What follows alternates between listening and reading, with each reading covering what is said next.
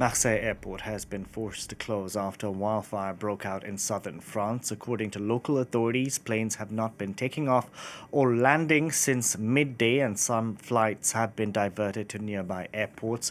Residents in the city's 16th district have been instructed to remain indoors. For more on the latest, we can bring in France 24's Chris Bachman. Chris, talk us through what exactly is going on in Marseille right now. That's right. The area you talked about, just outside Marseille, was where the fires started in a place called Mirabeau. It's only about 20 kilometers or so from Marseille.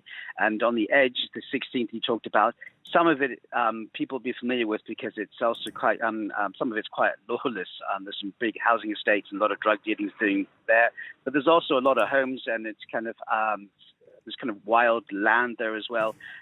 It's very near a place called Estac, which is quite touristy as well. And the flames have started licking at the outskirts of Estac, which tells you that you're really on the edge of Marseille right now, which is, of course, the second city. I've just checked the airport, and, of course, nothing will be coming in or out for a long time. Everything is cancelled, like you said. It's a pretty severe situation considering it's the second city, just over 1 million people, and it's a very congested, it's kind of a city which is kind of very compact, surrounded by hills and mountains, and a lot of wild scrubland as well. And so they're used to having fires, but they don't usually lick right close to the city centre, and especially this early into the summer season as well.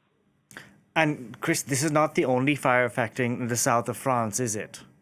That's right. And just to return, the only the only glimmer of hope of in Marseille is that they have the Etang, the bear. It's a massive. Anyone who's flown into Marseille know there's a massive sort of internal lake, so they can scoop up water pretty rapidly to get to those flames. Unfortunately, the wind's quite high. It's around between 40 and 70 kilometer gusts.